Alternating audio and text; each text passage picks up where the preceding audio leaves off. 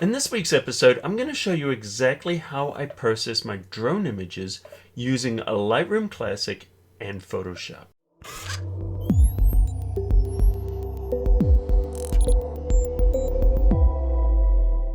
Alright, let's get started. Before we do me a favor and hit that like button. It really helps us with the algorithm. So we're going to use this photo of the train coming through San Juan Capistrano, and there's the pier. So you can see I exposed this quite bright to get some of the details down here in the foreground, and we're losing the sky. Very important with drone shots is to make sure you don't lose the sky. So I've underexposed one which picks all that information up. So what we're going to do is we're going to process both of these images, then we're going to merge them together in Photoshop, and then from there we're going to mask out the areas that we want to show. So I'm going to start here, and what I'm going to do is just make some brief adjustments to just kind of bring out the details in the sky. So let's just go into the develop module, and I'm just going to open this up a little bit. Let's just push this exposure, and what we're looking for is the top half of this image. I'm going to cover the highlights a little bit.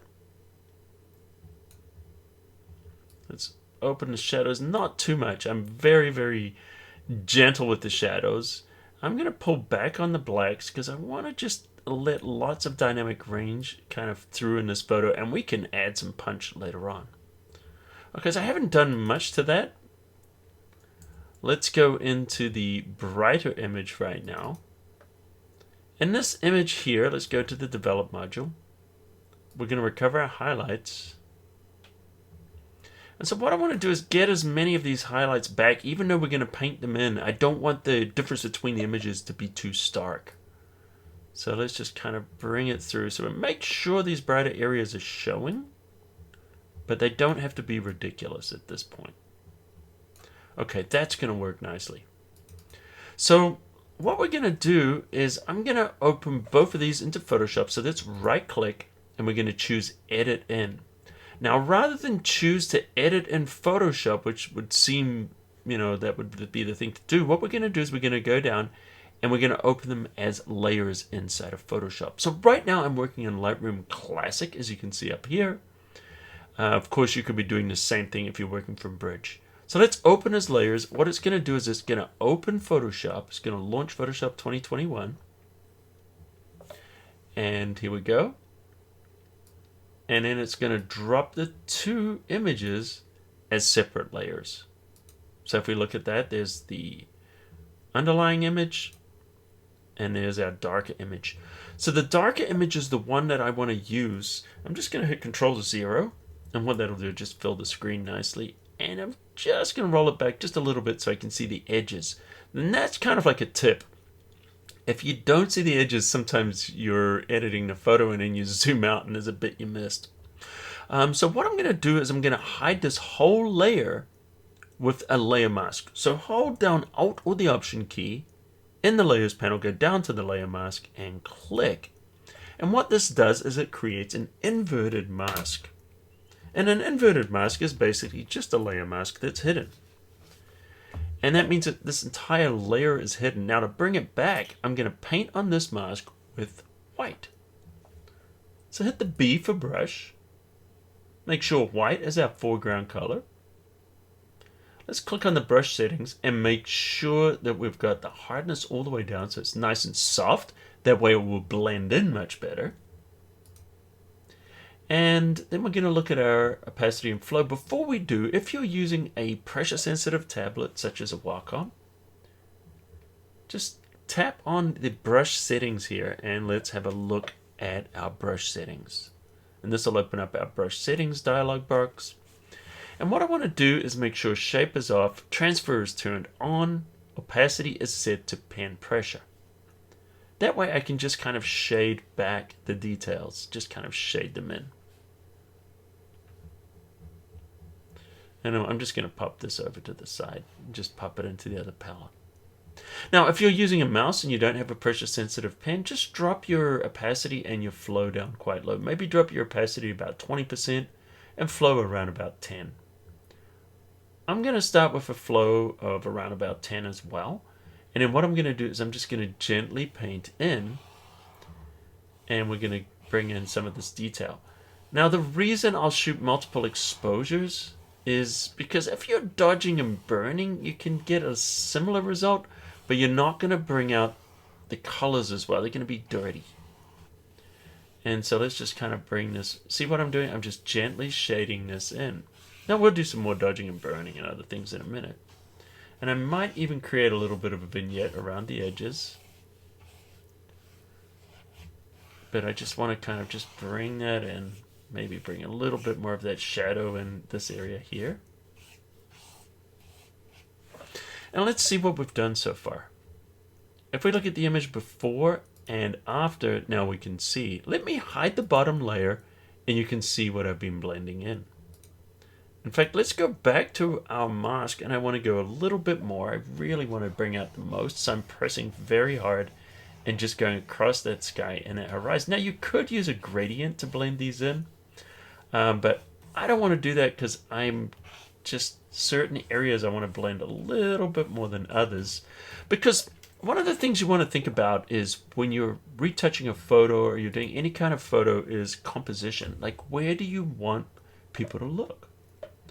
So the highlight, if you've got a sun, this is kind of like the eyes on a face is a setting sun. Is your eye is going to be drawn directly to that setting sun like they would be to the eyes on a portrait. So we know this is going to be the center. So then when you look for leading lines, we're going to kind of draw the eye in, but we don't want the eye to go all the way off the photo, because what will happen is it'll go here, it will follow that pier, and boom, they're off the photo, and now you've lost the viewer. If you want to keep the viewer, you want to keep them into the photo. So we want to bring them in here and then just kind of maybe even use the train and the shoreline to kind of curve the eye back in, almost in a golden ratio. So that way we can do this is to lighten up this area. All right, so why don't we do that? So I'm just going to hit the X key right now so I can start to paint with black. And the black is going to give me those brighter areas. So let's just brighten up this just a little bit. Not too much, but we're just kind of following along with that pier, with the train, and we're thinking that golden ratio, that golden mean. So we can bring the eye, lead the eye into the photo and keep the eye in the image. So just blending this in nicely. All right. Now, obviously, we're going to do a lot more than that, but this is a good start. So here we go. There's the background layer. There's the top layer. And if we hide the background, you can see what we're just kind of bringing in there. I might bring in a little bit more of that white into the corner. Give us more of a vignette, because I don't really want the eye to be drawn into that corner. And I'm even going to push it up a little bit on the side, because once again, we want to lead this eye into the image.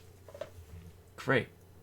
All right, so we've done our basic adjustment. So the next thing we might do is select both of these layers and right-click and convert to a smart object.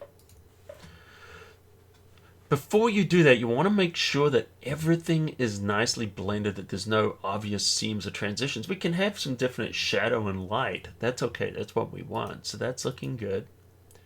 All right, so let's go into Camera Raw now. And because these are merged into a smart object, that means they're both going to be edited together as one. So let's choose Filter, Camera Raw. Now here's a tip. When I do any color adjustment, if I'm doing exposure blending, which is more than one photo together, don't really do the color correction or any color cast until you get them both together, because doing that is going to bring them together into one photo so they don't look like two separate photos. All right, so what we're going to do is experiment with maybe warming it up just a little bit. There we go. I like that. I'm going to take the contrast. I'm going to drop it down because I want to just kind of work on this at a lower contrast. Now I'm starting to like the field starting to come together a little bit more. Just give it just a little touch on the exposure. Watching those highlights though. I don't want to lose that bit on the sky. So let's just pull it back just a little bit. Let's recover those highlights. See, when you go too far and it starts to band, don't go that far. Bring it back so we're not getting that banding. And maybe just touch on the shadows as well. Great. This is looking good. So right now I'm not going for contrast or punch. That'll come later. What I'm looking for is detail. Now I could use the adjustment brush here, but I'm not going to do that.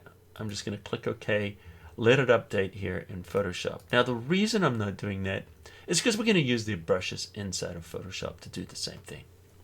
Okay, so we want to do dodging and burning at this point. So I'm going to hold down the Alt or the Option key and create a new layer. Click on the new layer icon. The reason I hold down Alt or Option is it gives us these options rather than just creating a layer. Change the mode to Overlay. We'll call it DB for Dodge and Burn.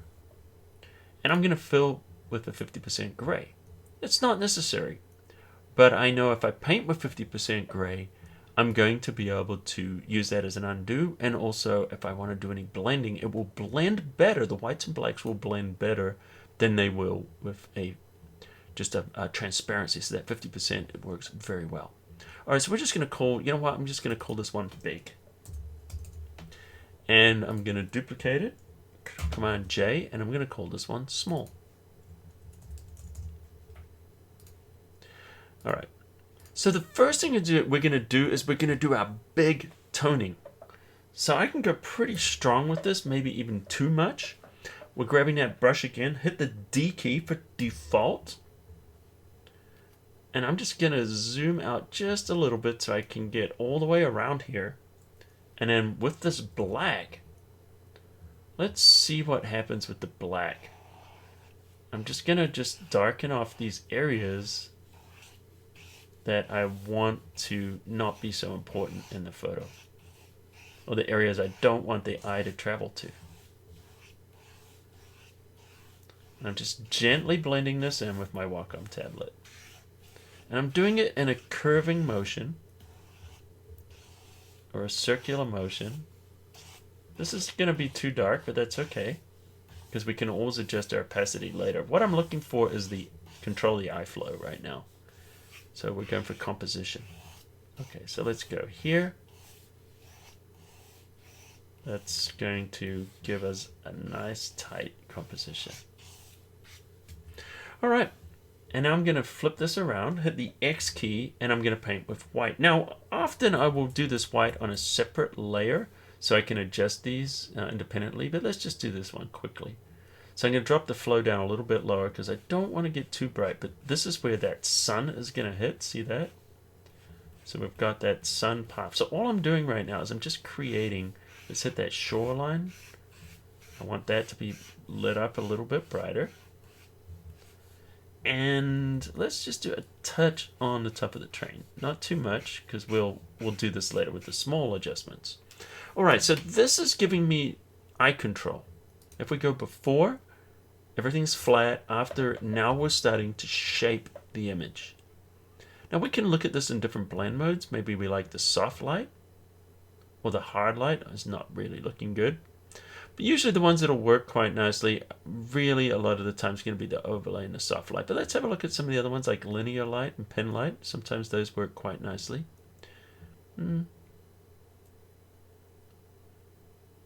I'm actually, believe it or not, I'm liking overlay just because of the way it's working with the highlights.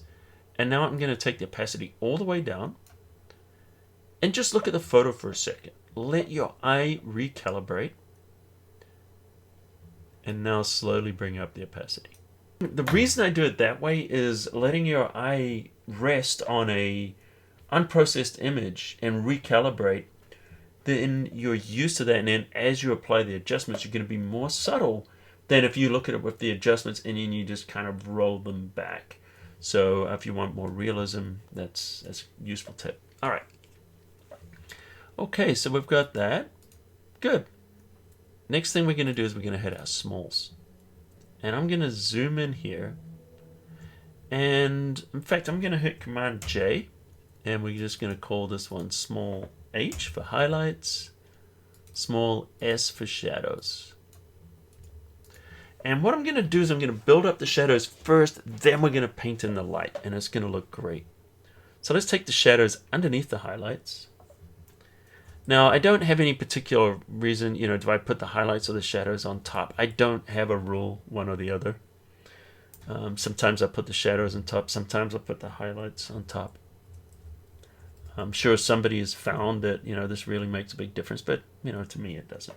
All right, so let's just go in here. I'm just going to put a little shadow in here. Even though it's dark already, I'm just going to give it just a little shadow on this side. And the reason I'm doing that is because this is the side that is not going to be facing the sun. Maybe a little bit of the track. Oh, I've got an idea here. I want to really darken this front. And the reason I want to do that is because I can maybe try and do something with that light, that headlight. So let's make it look like maybe this part's even darker.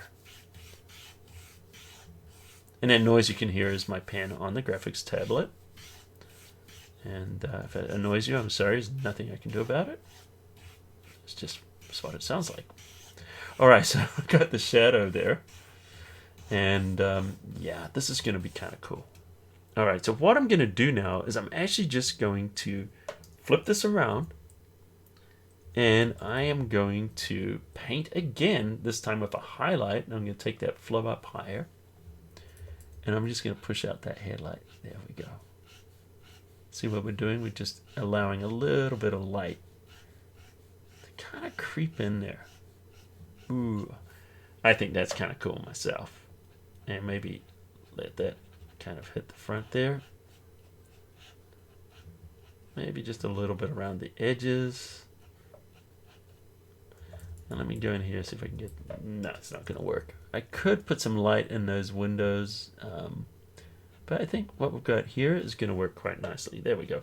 So see how that just gives us something, whereas before, if we look at this, I hold the Alt or the Option key. See how it's just kind of flat? And now we're creating some mood, some drama. And so I kind of like what we've got going on there. That's looking good. Okay, so I'm going to flip this around again, and I'm going to grab my brush. Now, one of the things you could do for something like this is even kind of crop and tighter and make that part of the photo, that with that train like that. Okay, so I'm just pulling the shadows and just pushing them in a little bit more. I really like that light here, but I just feel like I don't want too much. All right, so what I'm going to do is I'm going to flip this around, and now I'm going to paint with the light, but I'm going to do it on the same layer for now because I'm just trying to shape here. And sometimes, when you're going between shadows and highlights, that's way too hard. Let me go back down. I'm going to drop that flow down. It's a little too high. Let's take this flow down very, very low. There we go. And we'll do the details in a second, but I'm just trying to blend these together, which is why I'm doing it on the same layer right now. Trying to get a little bit of blending. Yeah, that feels better. Feels better. And, if I really want to spend a little bit more time, I might even paint in some shadows on these, some of these trees for a little extra drama, but I don't think that's necessary. Okay, so let's go into the highlight layer now. And in this highlight layer, let's just lighten up the sky. I know we've got this beautiful sunset, but I'm actually going to let it lighten up a little bit. Am I worried about losing detail? Not really. And let's get that. That's maybe a little too strong, but we can always dial back the opacity. And now I want to hit the white on the surf here. And the reflections. Reflections look really good when you lighten them up here.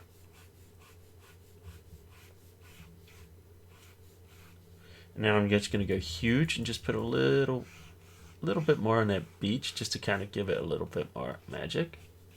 All right. So let's see where we've gone with this. We might have gone a little too far. Let's take it down and pull it up.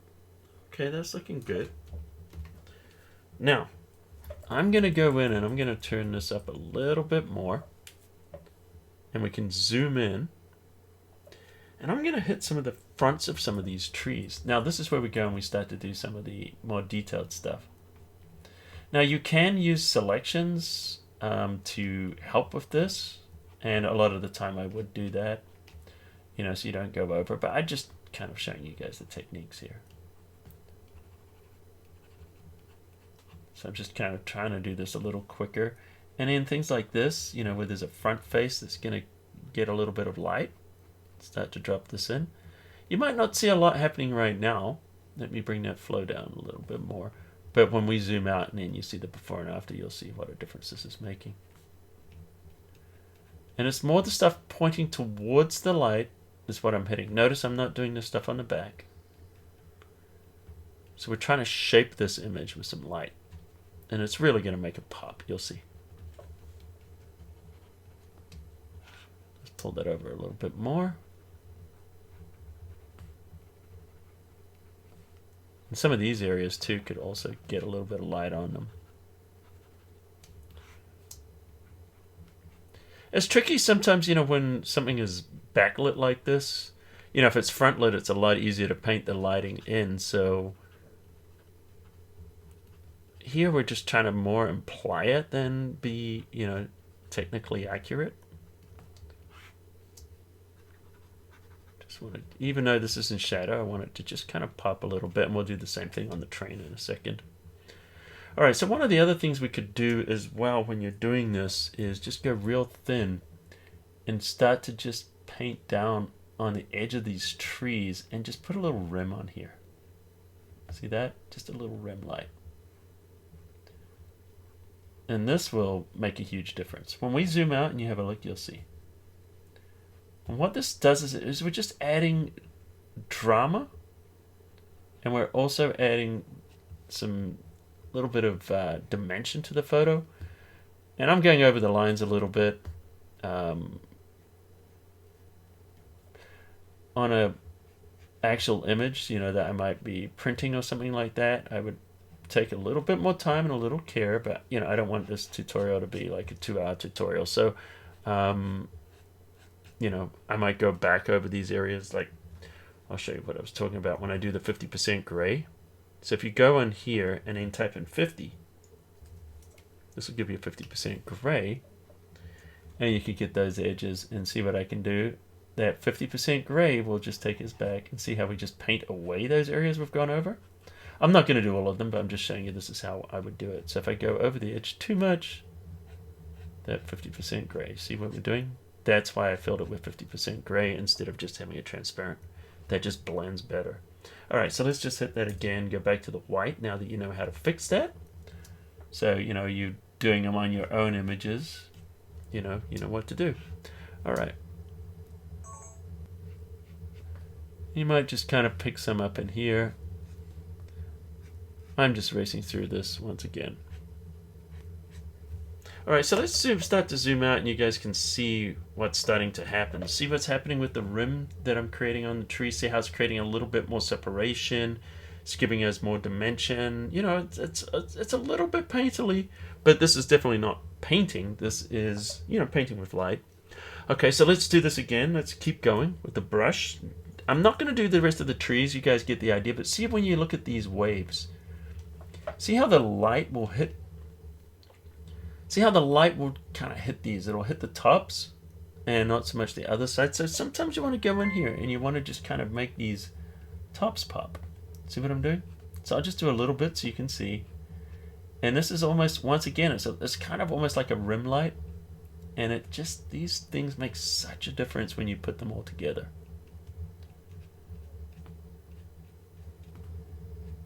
I hope you guys appreciate, you know, what I'm showing here, because, you know, some people are going to be, you know, sometimes they say, well, you know, that took too long. But sometimes, you know, hey, you want to do something extraordinary outside of what you always see, it takes a little bit more work, takes a little bit more time. And these techniques, you know, I'm showing you right now have won me awards and all kinds of things. So just kind of going along here, just kind of hitting those edges there.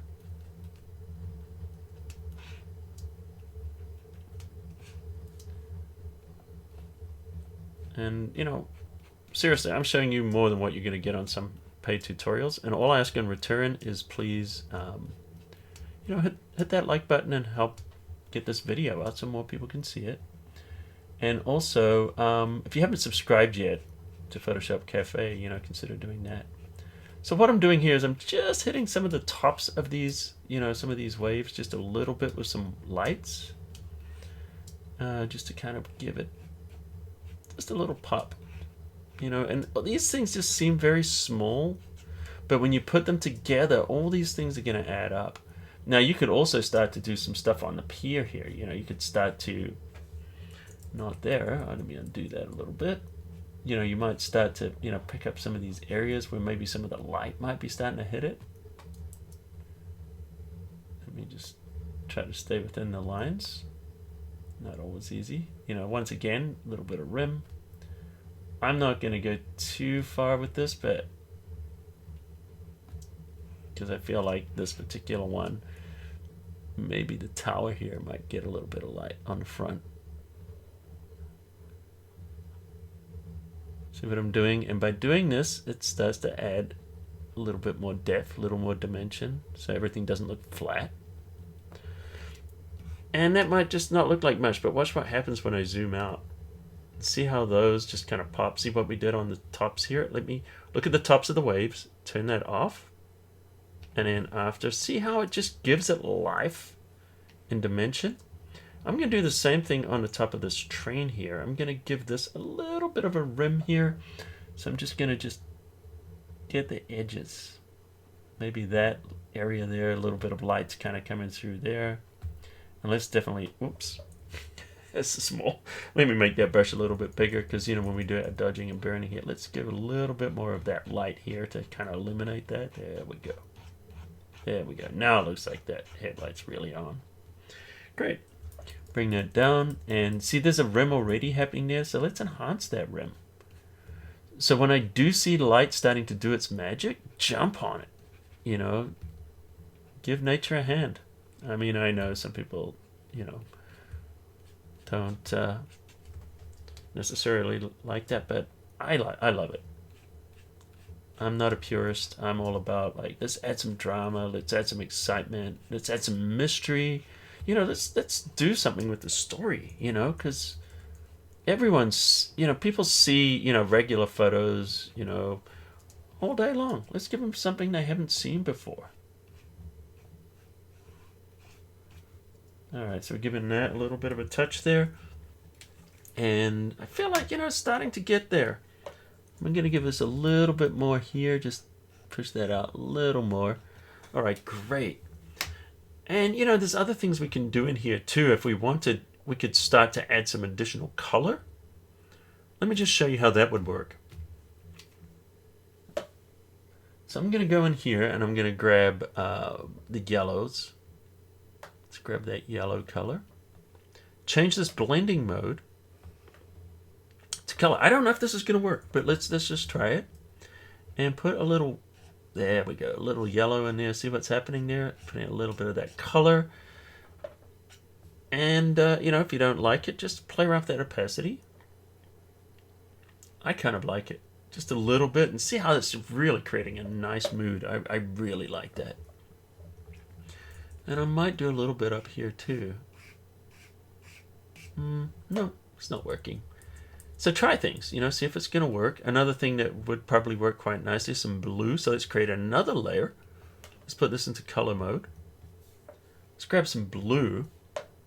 And what I'm going to do with this blue color is I'm going to just give it a little touch. And some of these areas over here, you know, obviously it's too much, but we'll wind it back. Just these areas that are not going to be lit. These are the areas going into shadow, or night is starting to come in. Starting to get a little moonlight. Look at that drama that's starting to happen there. And just kind of do that. Like, yes, it's too much, but we're going to take our opacity back and just dial it up just a little bit. Here we go. See how we're just starting to get a touch of it there. And then, you know, we look at what we've got here. So let's have a look and see where we're at right now. If I hold down the Alt or the Option key, there's our image, you know, after we've blended the two photos together, before we did any of our retouching, you know, dodging and burning and stuff, and there we go afterwards. And, you know, the nice thing about having all of this on separate layers is if you feel, you know, something's too much, like maybe that was too much, you can go in here and you can just dial it back. And just play around, you know, change the settings to how you want them to go. So in this video, you got a little bit more of an insight into one of my workflows. Now, I'm curious, did you guys learn anything new? Let me know in the comments. And also, what were your favorite parts of working through this image? And finally, I have another question for you. Would you like to see more of these kind of tutorials where, rather than just focusing on tools or tricks and tips, we're doing a workflow and crafting an image from start to finish? I'm curious what you guys want. Let me know in the comments. And by the way, if you're new here, welcome to Photoshop Cafe. Delighted to have you with us. And if you want to see more tutorials, hit that subscribe button and turn on notifications, and then you'll know when I upload more. And by the way, guys, if you like this, smash the like button into dust. And until next time, I'll see you at the cafe.